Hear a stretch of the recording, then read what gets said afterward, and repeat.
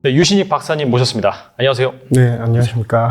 네, 박사님 모시고 또 현재 약간 지금 어떻게 보면 좀 애매한 상황인 것 같긴 한데 이 상황에서 뭐 금융 리스크 요인 한번 짚어보면서 또 우리가 장기적으로 또 어떤 매크로 환경을 또 받아들이고 투자를 해야 되는지 알아보도록 하겠습니다. 지금은 약간 좀 일단락되는 모습이긴 한데 얼마 전에 SVB 사태, 그 다음에 크레딧 스위스 이런 걸로 인해서 약간 좀 금융 리스크가 한때 좀 불거졌습니다.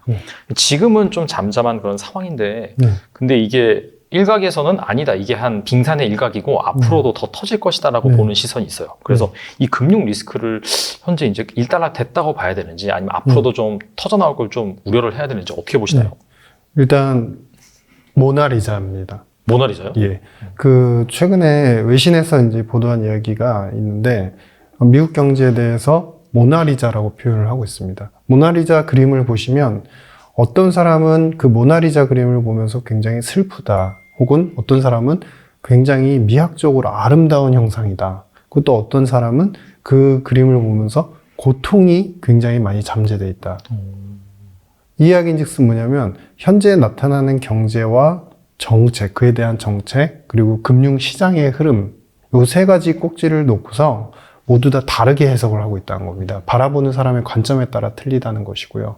그러면 이거를 하나씩 포인트를 집어보시면 일단 경제 현황은 어떨까라고 놓고 보시면 일단 경제가 옥스퍼드 이코노믹스에서 나오는 좋은 자료를 놓고 좀 말씀을 드리겠습니다.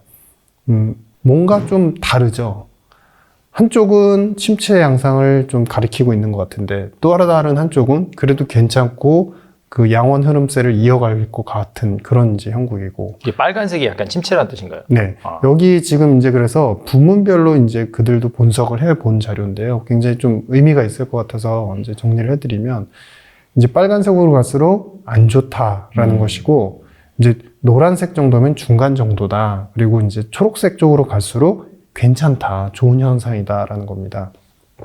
근데 지금 현재 리얼 인컴 쪽을 보시면 실질 소득이 좋았다가 조금씩 안 좋아지는 정도, 약간 안 좋아지는 정도라는 것이고, 그 다음에 실질 소비 같은 경우는 최근에 우리가 소매 판매가 좋다라고는 하지만 실질 소비의 증가율은 이제 서서히 정체가 되고 있습니다. 그래서 중간 정도, 그 다음에 산업 생산이나 제조업 관련되는 생산 쪽은 빨간 쪽. 기업 쪽은 안 좋아지고 있죠. 확연하게. 그리고 가계의 고용이나 그다음에 논판 페이럴, 그러니까 우리가 이제 고용의 변화율이나 논판 페이럴, 비농업 고용 지수 같은 경우는 보시면은 중간 정도. 지금 거의 이제 20만 내외를 기록을 하고 있는데 이제 이게 중간 변곡점에 있는 겁니다. 10만 정도까지 가면은 과거의 경제가 침체 국면으로 갔을 때 후행적으로 고용이 악화되면서 나타났던 바로 그런 현상의 징후가 10만 정도로 이제 기억을 하시면 될 것 같고요. 그리고 뒤에서 보시면은 이제 Financial Condition Index, 이거는 옥스퍼드 이코노믹스에서 자체적으로 이제 만든 이제 지표인데요.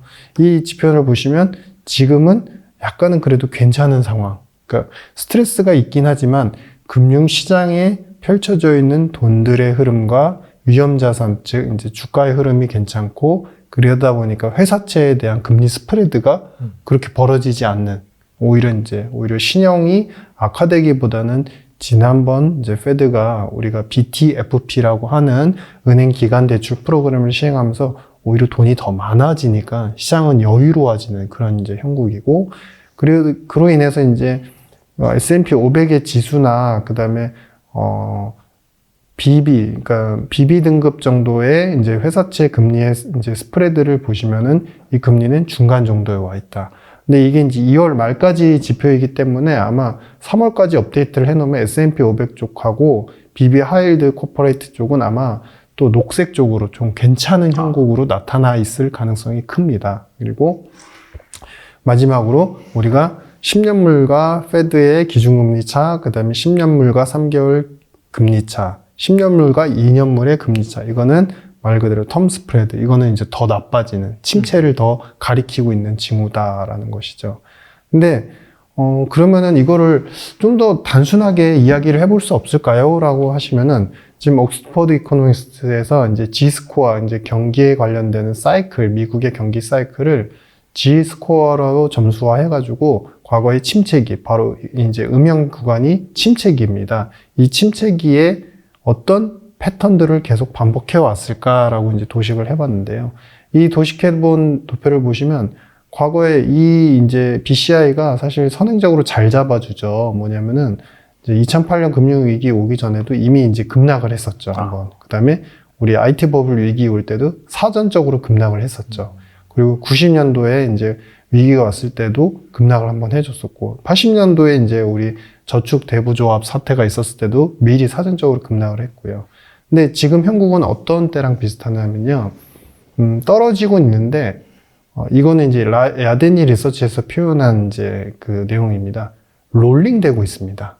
롤링. 지금 돌아다니고 있다는 거죠. 그러니까 뭐냐면, 한쪽이, 그들이 표현한 거는 한쪽이 깨지고, 다른 쪽은 괜찮다가, 또다시 이제 다른 쪽이 깨지고, 또 그 외에 괜찮은 부분이 그 다음 텀에 또 깨지고, 이런 이제 양상들이 반복이 되고 있다는 건데, 그게 이 BCI 지표로도 확연하게 나타납니다. 보시는 바와 같이, 이게 한꺼번에 경기와 관련되는 비즈니스 사이클 지수인데, 인덱스가 한꺼번에 안 떨어지죠. 보시면은 떨어졌다가 반등이 또 나옵니다. 그리고 떨어졌다 또 반등이 나옵니다. 그러니까 지그재그 하면서 말 그대로 그냥 사전적인 의미로 롤링, 돌리고 있죠. 계속. 좋아졌다, 나빠졌다, 좋아졌다, 나빠졌다. 근데 이 형국이 언제랑 비슷하냐면 2008년도에 우리가 금융위기가 있었고 2010년도에 유럽 재정위기가 있었습니다. 11년도에 미국 신용등급 전망 하향이 있었는데요. 그 뒤에 지표가 확 꺼졌다가 다시 확 살아나고 확 꺼졌다가 확 살아나고 이런 이제 형국을 계속 반복을 하죠. 근데 왜 그러면 꺼졌다가 살아났다. 근데 여기에는 이제 침체 구간은 없었습니다. 맞아요. 네. 그러면은 이때는 왜 그렇게 이 비즈니스 사이클 자체가 왜 이렇게 꺼지고 떨어졌을까요? 두 가지입니다. 첫 번째는 테이퍼링. 테이퍼링을 하면서 금융시장과 그 다음에 경제 심리가 빠르게 악화가 됐다가 또 두 번째는 뭐가 있었냐면은 미중 무역전쟁입니다. 무역전쟁으로 서로 관세 매기기를 하니까 기업 부분이 타격을 굉장히 크게 받는, 그로 인해서 이제 사이클이 또 급락하는 형태. 그래서 이런 형국이 지금 작은 소규모 사이클로 이렇게 올랐다 내렸다 올랐다 내렸다 하면서 이 방향성을 이제 만들어가고 있는데요. 이 패턴이 아마 장기화될 가능성이 큽니다. 그러니까 이게 한꺼번에 쫘르르 우하향으로 확 무너지면은 사실은 우리가 어떻게 보면 침체가 맞구나라고 하고 판단도 쉬울 텐데, 그게 아니라 지금은 지그재그 형태로 계속 방향은, 장기 방향은 어디로 가냐? 내려가는 쪽이 맞습니다. 내려가는 쪽인데 그 와중에 이제 헷갈리게 하는 거, 여기서 우리가 두 가지를 보시면은 지금 페드는 금리 인상을 해가지고 어느 정도 인플레를 통제한다, 경기의 손실을 감내하겠다라고는 하지만 다른 한편으로는 페드의 북은 늘어나고 있어요. 그리고 재밌는 그림을 한번 보시겠습니다. 이번에 우리 SVB나 금융은행 사태가 있었죠. 그 뒤에 은행들이 이제 깜짝 놀란 겁니다. 깜짝 놀라가지고 은행들이 유동성에 대한 부족 사태가 자신의 은행들의 뱅크런을 발생할 수 있다는 위기감 때문에 돈을 엄청나게 빌리기 시작합니다. 이 빌리는 규모가, 상업은행들의 빌리는 규모가 이제 어느 정도까지 지금 육박했냐면요. 코로나 시기를 더 넘어서고 있습니다. 2008년도에 우리가 경제가 선순환되면서 이제 우상향적으로 신용 상황이 굉장히 우수하게 개선이 됐었는데, 그때를 지금 향해 달려가고 있습니다. 근데 이 금액들은 그럼 어떻게 빌릴까요? 콜머니 시장에서 은행끼리 서로 간에 이제 빌리는 것도 다 포함이 되고, 두 번째는 이제 CD를 발행해서 빌리는 거, 그 다음에 세 번째는 아까 말씀드렸던 BTFP, 이제 연준한테 이제 그 자신이 갖고 있는 국채를 담보로 해서 이제 그 빌리는 거죠. 그러니까 이런 현상들이 반복이 되면서 돈이 많아지니까, 자, 이제 여기서 이제 포인트가 나옵니다. 여기서 은행들이 말로는 이번에 은행 사태가 있었으니까 은행의 대출이 줄어들고 그러면서 경기 침체와 경기 타격이 올 거야 라고 했는데, 단기간으로 놓고 보시면요. 론과 리스, 기업들에 대한 리스하고 론 쪽은 오히려 더 늘어납니다. 상업은행들의 대출이 늘어나니까 어떤 현상이 있을까요? 첫 번째, 은행들의 유동성이 어찌됐든 빌려서라도 돈이 많아져 있습니다. 그리고 대출 활동이나 대출 태도 자체가 되게 적극적입니다. 그러면 기업이든 개인이든 투자할 수 있는, 기업은 당연히 설비 투자, 직접적인 자신의 사업 투자일 것이고, 개인들은 자신의 일뿐만 아니라 금융에 관련된, 우리 이제 미국 같은 경우 가계에 금융소득이 사실 많은 부분을 차지하고 있습니다. 우리나라랑 다르게 부동산이지만 미국은 거의 뮤추얼 펀드가 대다수의 비중을 차지하고 있거든요. 그러면 이 돈들의 여유 자금이 있으면 당연히 투자 쪽에도 쓰여질 수 있는 것이고, 그러니 지금 단기적으로 우리가 침체가 왔을 것이다 라고 표현을 했지만, 그 은행 사태가 한번 있고 나서, 중소형 은행 사태가 있고 나서 작은 조그마한 기간 동안, 구간 동안에 또 다른 QE 그리고 정책 대응에 대한 기대가 또 형성이 된 겁니다. 그러니까 금융시장은 또다시 마치 활활 타오르는 듯한 괜찮은 모습을 보이는 듯한 현상을 이어가고 있고, 또 다른 한쪽에서 아까 말씀드렸던 그 경기와 관련된 지표를 한번 보시면요. 일단 리세션과 관련된 센티먼트, 그러니까 리세션 관련돼서 얼마나 심리적으로 악화되느냐, 이제 나빠지면 떨어지는 건데요. 이 센티먼트가 뱅크, 이제 스몰 뱅크들의 이제 터모일, 이거 뭐냐면 우리 위기가 오고 나서, 그리고 나서 이 센티먼트는 최악으로 이제 악화가 되고 있는 상태인 겁니다. 이 센티먼트는 말 그대로 기업들의 심리, 그리고 전반적으로 금융 산업 쪽에 종사하는 사람들이 바라보는 심리를 다 이제 총괄한 지수다라고 표현하시면 될 것 같은데요. 이 지수가 이제 하방 쪽으로 가리키고 있는데, 그만큼 여러 가지 심리 지표나 투자가 악화될 거를 대비해서 오히려 돈을 더 많이 빌려놓고 은행들이 공격적인 대출을 하니까 금융시장은 또 홍풍이 불고 있는, 그래서 경제와 금융이 서로 따로 노는 현상들이 나타나고 있고, 이렇게 경제와 금융이 따로 노는 현상을 놓고서 금융 쪽의 관점에서 바라보는 분들의 입장에서는, 야, 금융이 이렇게 다시 살아나고 있잖아, 경제도 올해는 이제 터닝할 거야, 이렇게 보고 있는 거고요. 경제 쪽에서 바라보는 분들은 지금 금융이 버블이야, 오히려 침체를 하면서 연착륙을 해야 되는데 또다시 버블을 만들고 있어요, 이러면 붕괴돼. 이렇게 서로 이제 양측이 갈라지고 있는 상황인 겁니다. 근데 어느 쪽이 정답이냐, 이거는 가장 핵심이 뭐냐면, 예전에 이제 코로나 때도 그랬고 금융위기가 일어나고 나서도 항상 먼저 금융시장이 반응하고 경제가 따라왔었거든요. 근데 그때는 정책에 쓸 수 있는 어떤 명분과 여력이 5년이건 10년이건 계속 일단은 회복될 때까지 하겠다는 입장이었습니다. 근데 지금은 아니죠. 페드는 한쪽으로는 BTFP를 통해서 대출을 해주지만 그건 은행 살리기일 뿐이고, 금리 인상과 그 다음에 우리가 테이퍼링, 국채를 갖다가 재투자하지 않고 이제 그 자산 규모를 줄이는 그런 거는 앞으로 계속 이어나갈 상황인 거죠. 그렇죠. 그러니까 양측이, 물론 이제 금리 인상의 폭은 제한이 되겠지만, 그래서 양측이 좀 서로 달라지는 현상이 있고, 그러면 여기서 이제 합의점을 마련해야 되는 겁니다. 뭐냐, 침체로 가긴 하는데 금융을 어느 정도, 특히 은행 쪽으로 살리면서 가니까 대출이 그렇게 막 나빠지지는 않으니까 이거는 마일드한 침체, 약간은 소프트한 정도로라도 침체는 가기는 간다, 이런 귀결점으로 연결될 가능성이 있다, 뭐 이렇게 보십니다. 어차피 그 SVB 사태가 어떻게 본다면은 오히려 약간 시장에 방금 말씀하신 그 은행주를 살리기 위해서라든지 결과적으로 그 연준의 테이퍼링을 약간 늦추면서 다시금 유동성을 푸는 그런 상황이 마련이 되긴 됐네요. 네, 맞습니다. 근데 뭐 사실 또 오늘 새벽 같은 경우에도 보니까 그 제임스 블러드 총재 같은 경우에는 5.5%까지도 올려야 된다고 그런 말을 하기도 해서 또 금리가 오르긴 했는데, 확실히 뭐 연준 입장에서는 뭐 이 물가를 잡는 게 핵심이다 보니까 가면 갈수록 또 침체가 올 가능성이 높아지는 거고, 이게 이제 소프트 침체냐 아니면 약간 하드 침체냐, 그런 부분을 앞으로 좀 잘 지켜보는 게 중요하겠네요. 맞습니다. 그 관점에서 보면은 저는 이제 이러한 논리, 그러니까 경제가, 미국 경제는 사실 정말 많은 참여자들이 있고 변수들이 있기 때문에 한 방향으로 침체로 갑니다. 그러면은 위험 투자를 하지 말아야 된다. 지금 이제 투자 관점에서 한번 말씀을 드리면 투자를 하지 않아야 됩니다. 이런 식으로 판단을 하는 거는 지금 단기간, 앞으로 6개월 정도의 구간에서는 그거는 좀 잘못된 판단일 수 있습니다. 경제와 금융은 항상 따로 갈 수가 있거든요. 왜냐하면 현대화폐 이론을, 일단은 현대화폐 이론이라고 해서 그건 다른 영상에서 상세히 말씀드리겠지만, 돈을 풀면서 일단은 재정과 금융이 어느 정도 역할을 해주면서 경제를 이끌어 가야 된다. 그리고 재정 적자에 너무 민감하지 말아야 된다. 오히려 성장에 더 집중해야 된다. 그런 관점에서 봤을 때는 지금 금융 쪽에서 먼저 좋아지고, 물론 이제 그거를 미국이 제대로 하고 있는 건 아닙니다. 원리 원칙에 맞게 하진 않습니다. 좀 제대로 못하고 있긴 하거든요. 그래서 부작용이 있지만, 어쨌든 금융에서 돈을 풀면서 금융 쪽 사이드를 먼저 괜찮게 만들고 그래서 경제가 나중에 좋아질 걸 기대합니다라는 논리에서 보면 사실 지금 이렇게 디커플링이 되는 게 맞습니다. 디커플링이 되는 게 맞는데 문제는 뭐냐면 단기 골디락스 기대감이 있는 거죠.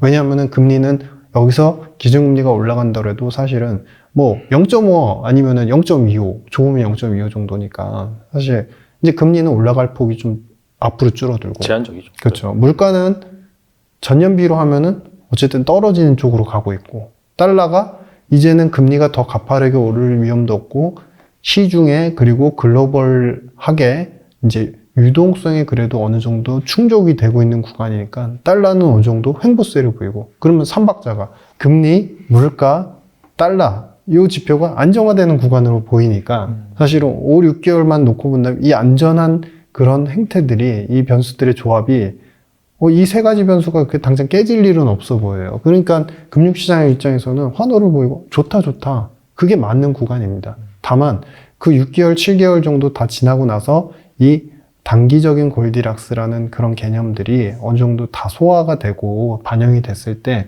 그 다음 그림은 어떠냐? 바로 이제 정부의 재정 여력과 그 다음에 페드가 어떤 정책을 시행하는지에 따라서 경제 방향이 이제 결정이 될 텐데요.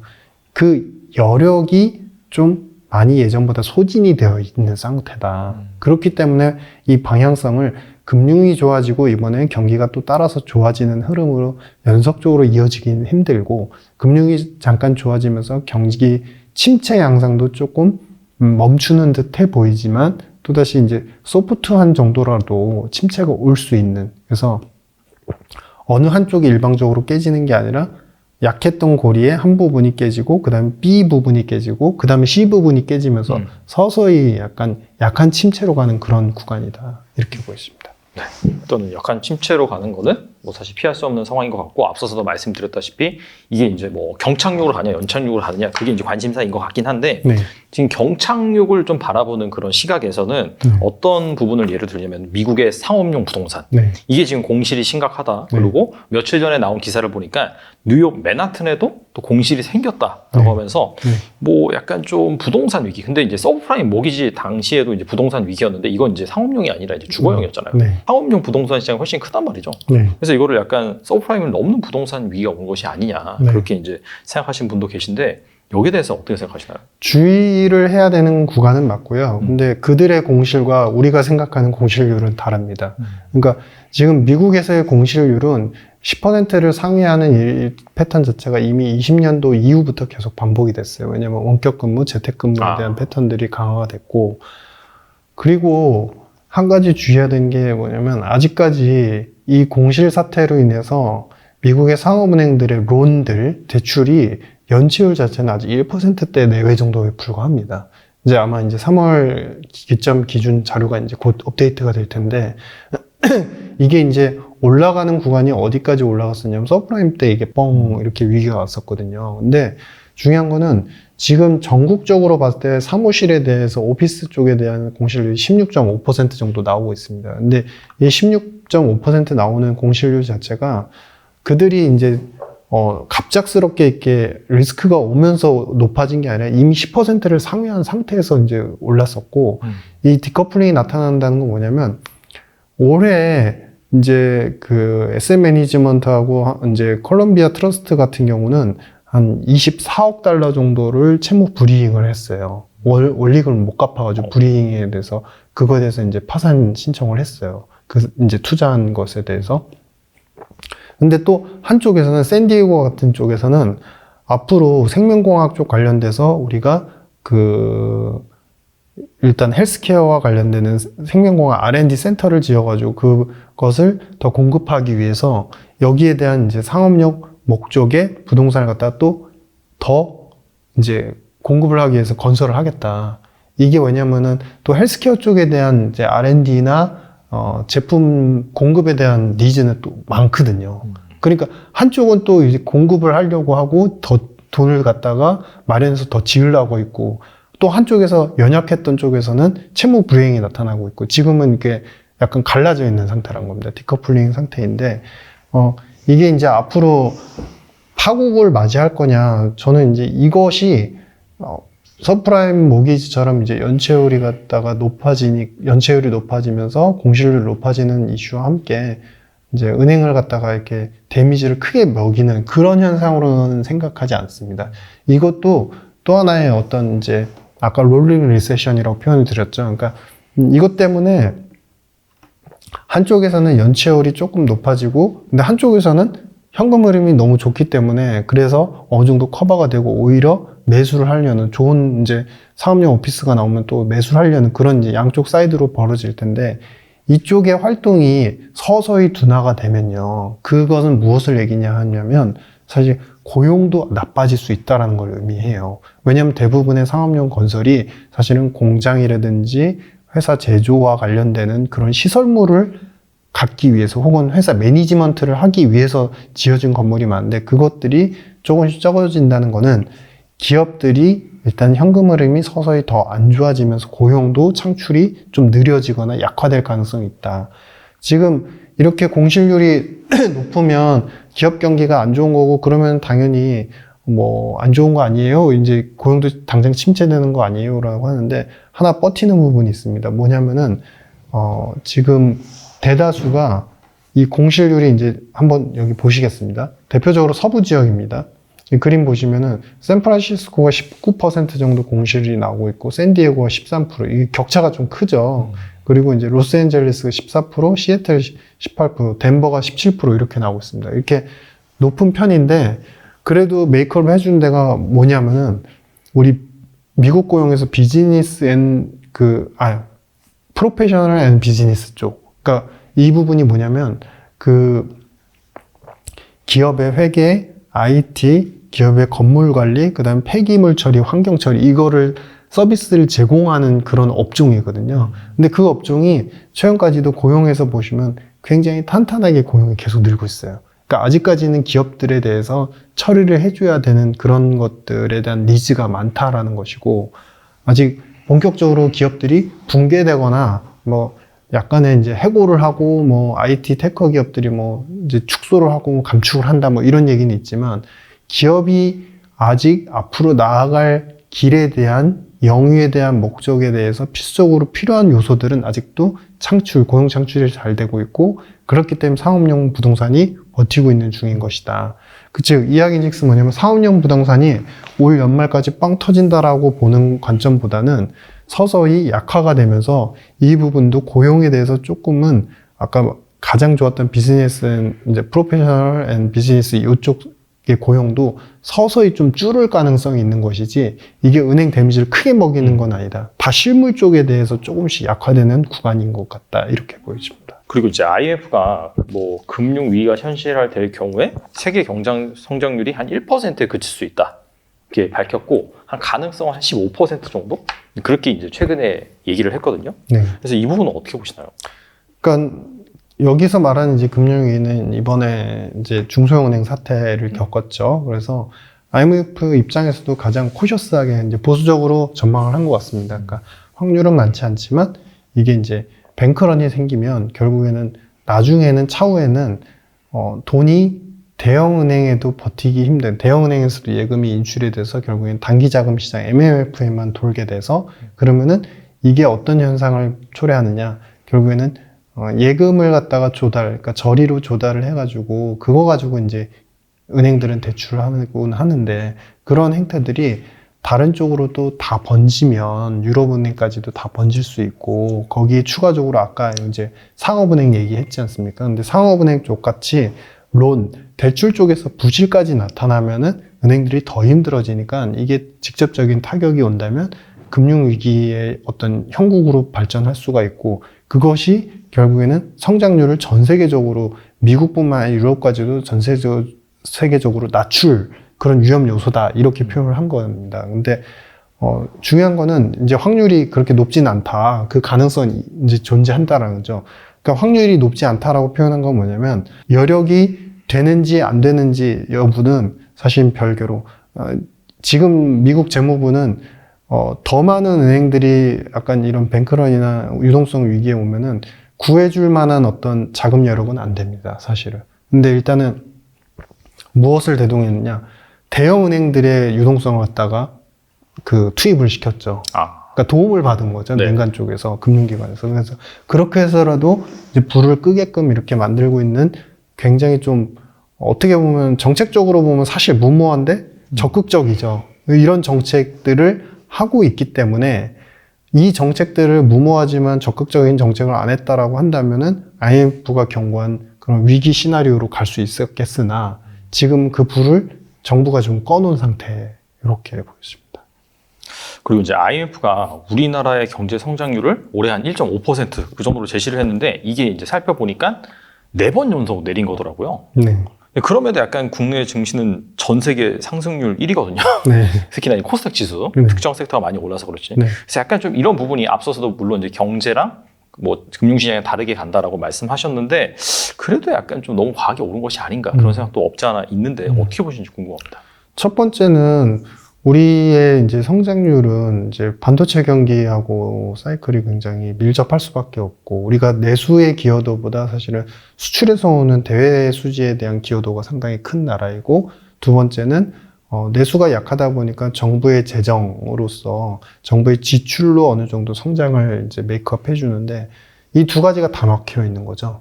이제 반도체 경기는 여러분들 더 잘 아시겠지만 이제 삼성전자 감산까지 결정을 했지만 그 이면에 재고가 너무 쌓이고 있고 사실 이 재고 사이클이 대충 이쯤이면은 해소가 되면서 디램 가격도 반등이 나와라고 이제 보통들 해석을 하셨지만 지금 미중이 서로 안 사고 서로 쓰지 않겠다라는 입장으로 이제 가고 있습니다. 쉽게 말해서 미국은 시스템 반도체 수출 안 하겠다. 그러니까 중국은 수출하지 마. 그러면 우리가 알아서 서버 관련해 가지고 이제 우리가 아직은 시스템 반도체까지 연구할 단계가 아니니까 중국은 이제 서버부터 우리가 자체 연구를 하겠다. 그래서 얼리바마가 지난번에 이제 기업 분할을 했는데요. 그 기업 분할하면서 서버 관련되는 그 계열사를 따로 이제 건립을 했어요. 그러니까 서버 관련된 연구와 관련되는 테크와 관련되는 R&D를 갖다가 자체적으로 소화해 나가겠다. 서서히. 그러니까 중국도 맞대응을 하고 있는 상태인 겁니다.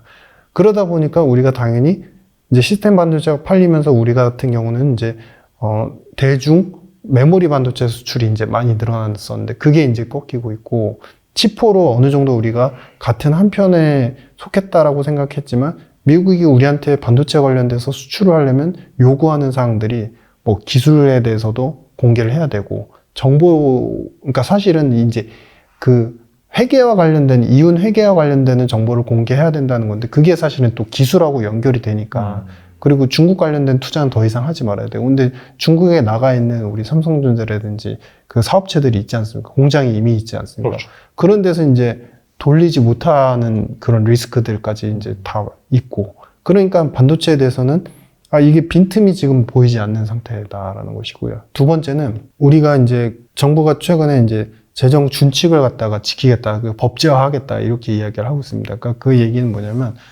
정부 입장에서 일단은 효율성 있게 뭔가를 해야 되는데 형국 자체가 얼마 전에 이제 기업 세율을 갖다 낮춰주겠다, 그래서 투자를 더 활성화할 수 있게 돕겠다라고 했잖아요. 그러니까 세입은 소득세 쪽에서도 그렇고 기업세에서도 그렇고 특별히 이렇게 세입이 늘어날 여지가 없는 상태다 보니까 당연히 적자 재정으로 갈 수밖에 없는데 이 적자 재정에 대해서 지금 우리가 트라우마가 있는 거예요. 예전에 외환위기를 겪어봤고 그 다음에 금리가 급등을 하거나 혹은 이제 환율이 급등해서 우리가 외국인 자금 유출에 대한 리스크들, 그게 결국에 경제는 플로우거든요. 돈을 쓰더라도 잘 써서 이제 어느 정도 회복을 할 수 있다라는 스토리가 나오면은 외부에서 IMF도 그거에 대해서 경고를 하지 않아요. 예를 들면 예전에 모디 총리가 일단 세제 개혁을 해가지고 이게 자본주의적, 개방주의적 경제로 완전히 변신하겠다는데 사실 그때 당시에 세제 개혁이 별로 되지 않았고 세제 개혁을 조금씩 시행하면서 기업 투자가 막 잘 되고 이러지가 않았었습니다. 그러니까 성장은 별로였는데 스토리가 너무나 개혁적이고 개방적으로 자본주의적 그 성격을 가져온다라는 평가 때문에 IMF도 좋게 계속 평가를 해줬었죠. 근데 우리는 그 앞으로의 스토리에 대해서 좋아지는 그림이 형국이 없어 보이는 그런 상태라는 거죠. 자, 경제는 그렇습니다.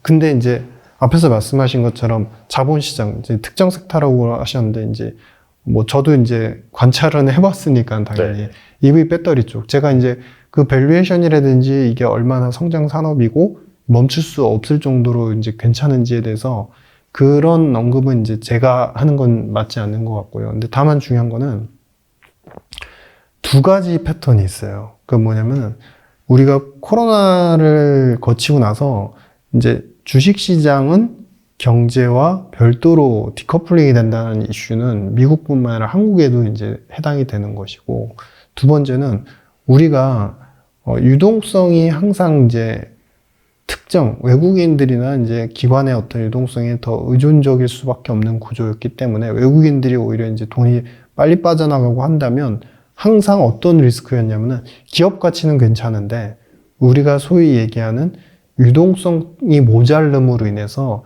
기업의 가치와 정보, 이거는 이제 파마 프렌치가 이야기를 하신 건데 그 가치와 정보가 충분히 시장에 반영이 되느냐 안 되느냐에 따라서 효율적 시장이다 비효율적 시장이다라고 얘기를 했는데 미국은 그 효율성이 항상 충족이 됐었습니다. 왜냐하면 전 세계가 다 들어오고 바라보니까. 근데 한국은 그게 항상 안 됐었거든요. 근데 최근에 문화라고 표현해 드렸던 건 뭐냐면 개인들의 어떤 문화가 투자의 적극성을 좀 많이 보여지고 있고, 이 적극성이 사실은 거시적으로 봐도 앞서 말씀드린 세 가지 요소, 우리가 뭐 환율, 물가, 그 다음에 금리가 이제는 여기서 크게 급등락은 하지 않겠구나라는 이제 안도감에 이 단기적인 골디락스에 대한 기대감이 있고, 거기에 특정 섹터가 결국에는 우상승할 정도로 정부 정책, 그게 우리나라 정부 정책뿐만 아니라 미국, 유럽 정책적으로 어느 정도 계속적으로 도움을 주고 그 방향으로 간다라는 관점에서 이 시장을 특정한 어떤 외국이나 기관들의 큰 도움 없이도 개인의 많은 힘들로 효율적 시장으로 변신을 시켜 나가고 있는 것 같아요. 근데 이런 부분들이 저는 이제 어떤 이거를 저는 과열이다, 뭐 안 좋다, 좋다 이런 평가로 하기보다는 우리나라의 투자 문화 패턴도 약간 이제 패션이 좀 변하고 있다. 특정 섹터는 어느 정도 성장성이 답보가 된다고 한다면은 그쪽으로 돈이 계속 유입이 되면서 효율적 시장을 그 부분만, 그러니까 다른 산업들은 그게 안 되는데 그 산업만 효율적 시장으로 변신을 시키고 있는 것 같다. 그래서 이런 거를 굳이 저는 리스키하다. 왜냐면은 뭐 가치가 덜하고 성장성이 이제 꺼져 있으면, 그런데 유동성만으로 이제 소위 얘기하는 이제 개인들의 어떤 투자 문화에 대한 패션과 힘으로 간다고 한다면 되게 위험하다고 표현을 하겠지만, 또 한편으로는 지금 개화되고 이제 새롭게 시작되는 시장이고 정책적으로 이제 돕고 있으니까 좀 보시긴 하되, 저는 이것만을 보고서 가는 것보다는 해지는 항상 필요하다. 왜냐하면은 이런 색깔은 어떤 약속된 흐름이 아니기 때문에 어떻게 보면 좀 안 좋은 구조에서 이런 형태가 나타나는 게, 예전에 우리 산업적으로 봤을 때 2015년도에 경제가 우리가 굉장히 안 좋아지고 미중 무역 분쟁이 있었는데, 그때 그 특정 어떤 제약업계에서 기술 수출을 처음 한다라고 하면서 엄청 올랐죠. 엄청나게, 그러니까 산업의 혁명, 그리고 우리가 기술 수출이라는 게 그전에는 거의 없었다가 처음 일어나니까 그게 굉장히 신선했던 기억이 있었거든요.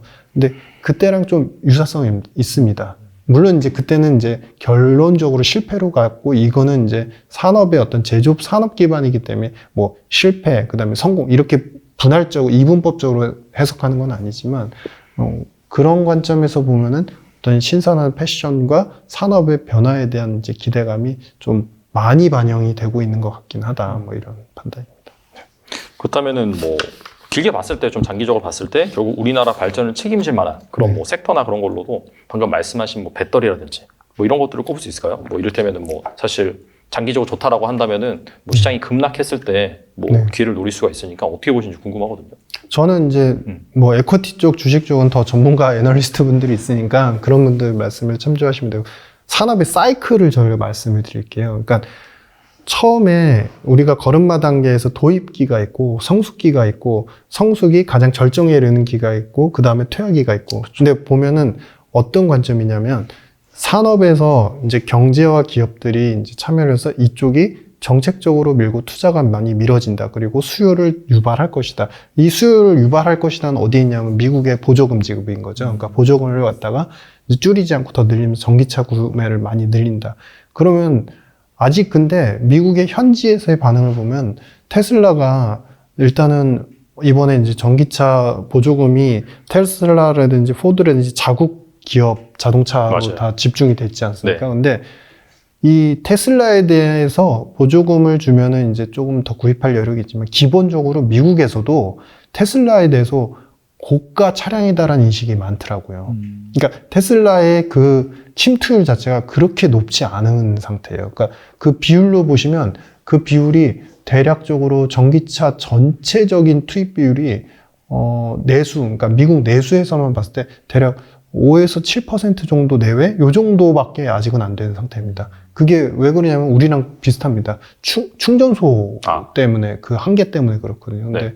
잘 생각해 보시면은 우리도 마찬가지긴 한데 미국은 만약에 주에서 주를 이동하면은 우리나라, 그러니까 우리는 서울에서 부산 이동하는 것보다 더 멀거든요. 아, 그러네요. 생각해보니까. 예, 그러면은 중간에 그런 이제 여러 가지 이제 인프라가 안 돼 있는 그 뭐 하이웨이 시설이라든지 그런 데를 지나갈 때 충전소가 충분치 않으면 이거는 가다가 멈춰야 되는 상황도 발생할 수 있어요. 그러니까 그런 리스크들까지도 감안해서 사실은 아직은 미국 내에서 전기차 공급이 원활치 않은데 어떻게 보면 바이든이 이제 내년도 대선을 앞두고 나서 드라이브를 한번 더 거는 거죠. 친환경 정책에 있어서. 그래서 이런 부분들이 어느 정도 수요를 실질적으로 유발할 수 있을 것이다라는 기대. 그렇기 때문에 이제 배터리는 필요하다라는 이슈들. 근데 이제 그런 이슈들이 지금 한참 도입기는 지나갔고 성숙기에 좀 올라가고 있는 것 같습니다. 그래서 이미 뭐 몇 년도까지 어느 정도 뭐 수주 그리고 캐파가 뭐 확정이 됐다 이런 이슈들은 올라가는 구간에서 충분히 성숙기를 계속 지금 누리고 있는 현황이고 이제 이건 주식시장하고 별개의 이제 산업 사이클입니다. 근데 이제 절정기에 이르려면요 어떤 현상이 나타나면 보통 성숙기의 어떤 이제 후반부에 가게 되면은 절정기쯤에 이르렀을 때 경쟁자가 나타납니다. 그러니까 경쟁자가 나타나면은 그때부터 매출은 일어나지만 경쟁이 격화되면서 가격 다운이 일어나고 가격 다운이 일어나면서 마진이 줄어듭니다. 그러면 기업들이 약간 현상은 유지해야 되기 때문에 계속 매출 증대를 위해서 계속적으로 이제 물건을 찍어내가지고 판매는 하지만 이윤이 떨어지니까 그 전체적인 그 매출 대비한 이윤의 그 상각으로 인해서 기업들의 규모가 더 커지지 못하는 그런 형국이 절정 국면이거든요. 근데 저는 이제 하나 앞으로 다가올 리스크에 대해서 하나 말씀을 드리고 싶어요. 근데 지금 일본입니다.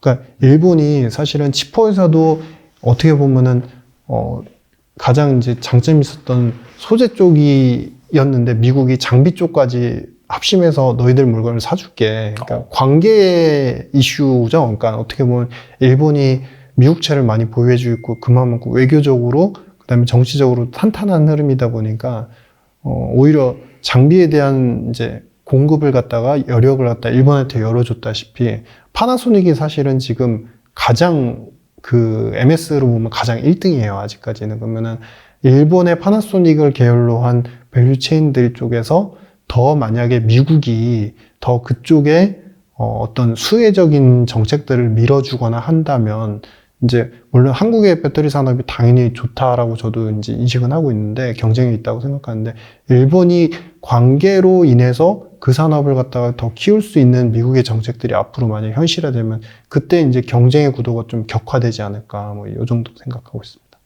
당장은 뭐 괜찮긴 하지만은 나중에 발생할 그런 리스크, 절정기에서 나올 만한 그런 이슈를 말씀해 주셨으니까 그런 것들 고려를 해서 여러분들이 현명한 투자 판단을 내리시면 좋을 것 같고요. 그 다음에 이제 이 패권 국가 간 화폐 전쟁 이 부분에서 좀 다뤄볼 텐데 최근에 이 위안화 패권을 점점 강화하는 이벤트가 나오고 있더라고요. UAE에서 수입하는 LNG를 위안화로 결제를 했는데 이게 최초라고 그렇게 이제 보도가 됐고 작년부터 뭐 미국과 사우디가 멀어지는 그런 틈을 타서 뭐 시진핑 주석이 사우디를 방문하는 등 이러한 행보가 나오고 있는데 이런 것들이 어떻게 본다면 이 달러 패권을 약화시킬 수 있을지 궁금하거든요. 네, 이게 22에서도 발표를 한 것처럼 지금 이 위안화 결제가 그 기축통화로서의 어떤 흐름을 가져가는 이제 유로화라든지 달러에 대해서 지금 위협을 가하는 건 맞습니다.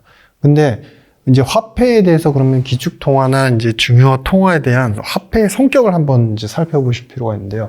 첫 번째, 가치 척도의 기능이 있습니다. 그러니까 뭐냐면은 이게 예를 들어서 어떤 상품 A가 있으면 원유라고 표현하겠습니다. 이 원유가 뭐 그 단위당 1단위당 가격이 몇 불이야. 이렇게 가치 척도의 기준이 돼야 되는 거고요. 두 번째는 당연히 교환의 매개가 잘 돼야 된다. 이거는 최근의 상황으로 놓고 보면 지급 결제가 잘 돼야 된다. 시스템이 잘 돼야 된다라는 얘기하고 연결이 됩니다. 마지막에 가치 저장.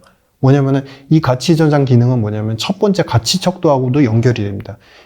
원유 1단위에 1불인데 이걸 갖다가 나중에 1불을 갖다가 계속 갖고 있으면 언젠가는 원유랑 바꿀 수가 있어. 누가 됐든 이제 원유하고는 바꿀 수 있는 게 바로 이 달러야 라는 이런 가치 저장의 기능. 이게 사실은 합치가 되는 거죠. 합치가 돼서 사실은 이제 기축통화이고 패권통화가 된다라고 이제 보통 표현이 되는 겁니다. 근데 중요한 거는 위험 요소가 어디에 있냐. 첫 번째, 일단은 그 가치 척도에서 위안화로 이렇게 에너지 부분을 이제 거래를 하기 시작하면요. 가치 척도에서 분할이 생깁니다. 뭐냐면은, 아까 이제 LNG를 구매를 하는데, 원래 LNG를 갖다가 달러로 구매를 해야 됩니다. 그래서 LNG 단위당, 그 다음에 그 단위당 가격은 몇 불이야. 이렇게 책정이 돼서 항상 거래가 모든 나라가 일어났었는데, 그게 깨지게 되면요. 이제 1 LNG당 몇 위안이야. 이런 가격에 대한 척도가 다르게 생깁니다. 근데 만약에 잘 생각해 보십시오.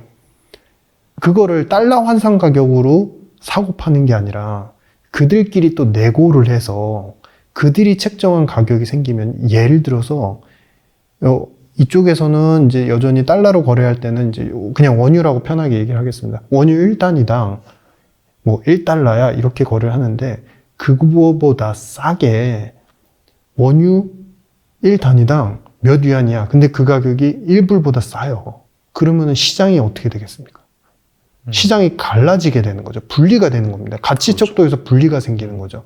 그러면 위안화로 거래할 때는 차익이 있네요. 라고 하면서 차익 결제 시장이, 그러니까 차익 시장이 형성이 되는 거예요. 뒤에서. 그렇게 되면 위안화로 사가지고 나중에 결국에는 달러로 거래를 하면 더 돈을 벌게 되는 구조거든요.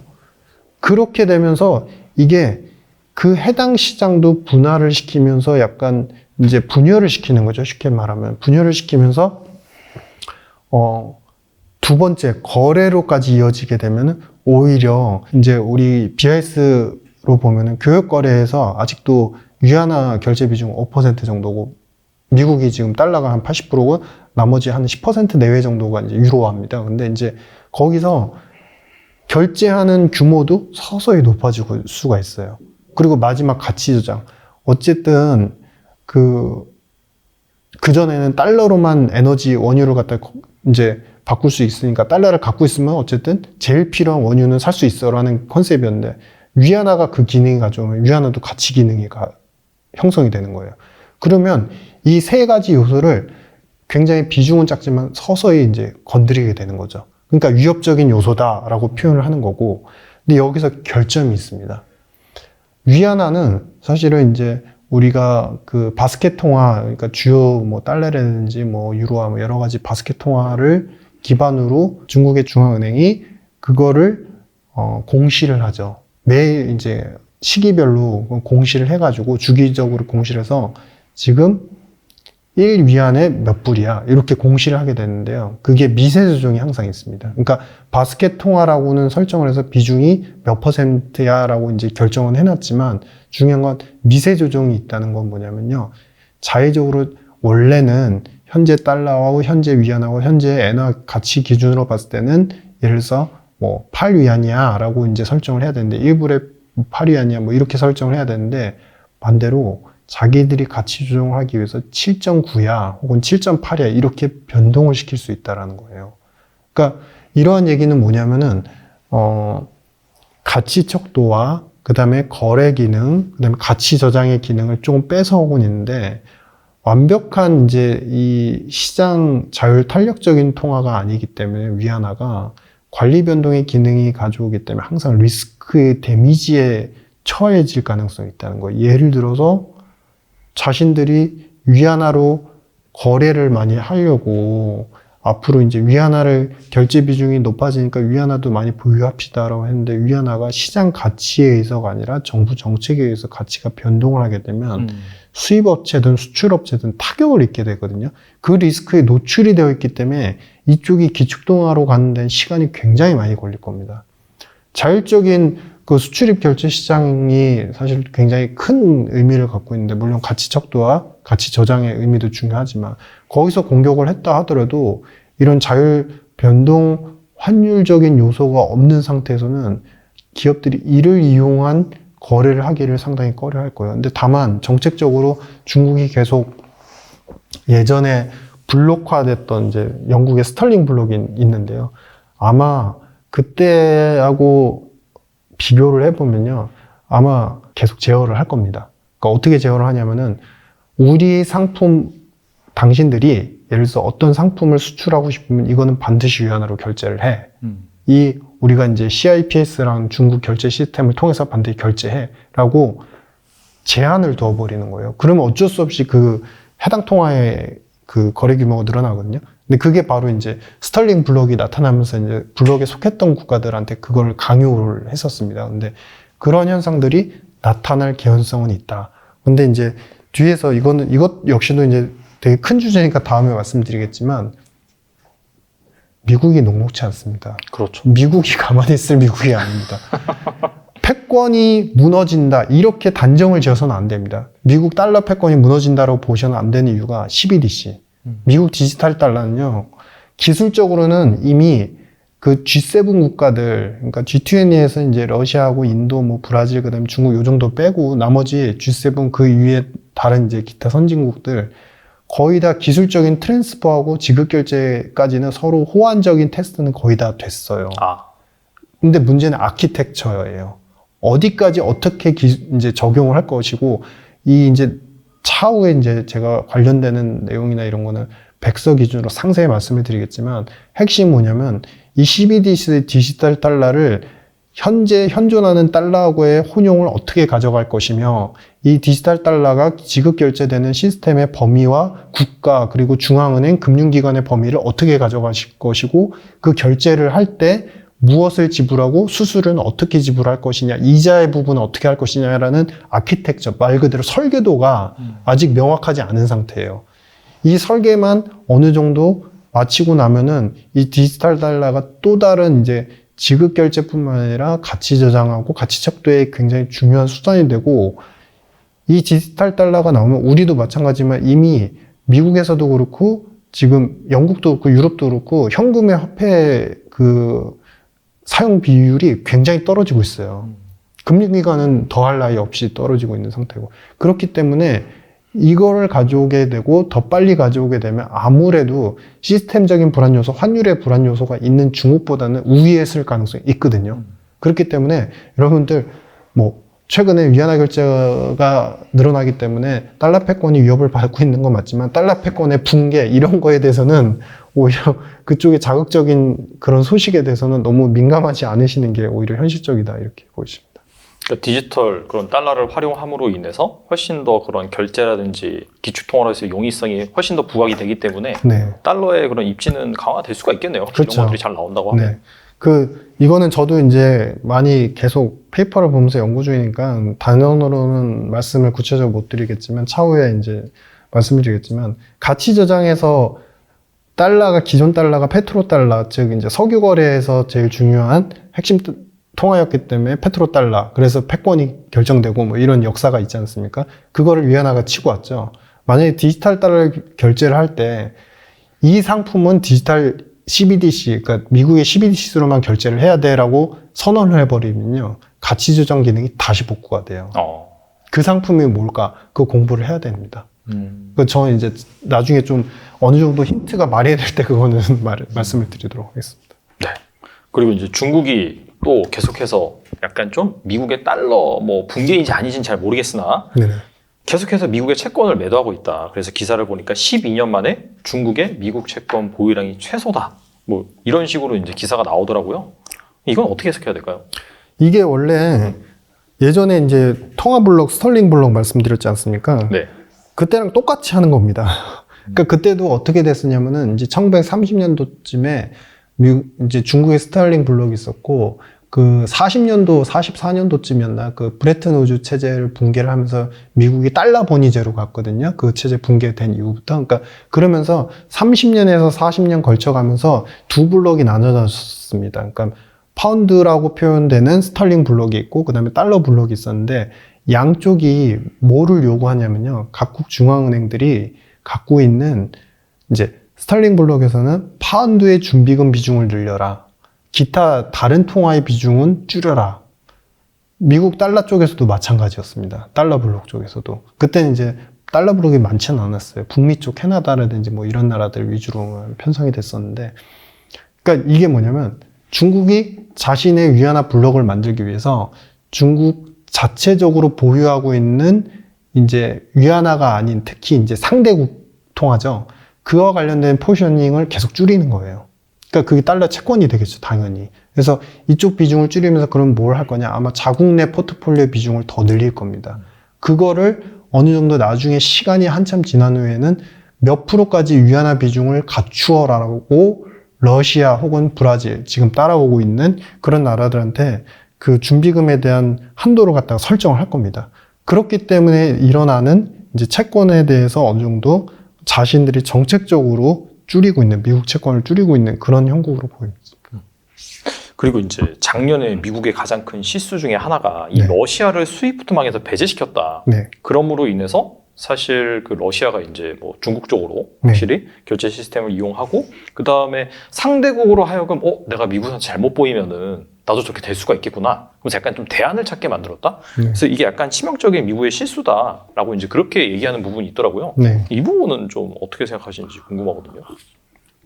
이게 다 지난 일이긴 하지만 미국이 너무 나이브했어요.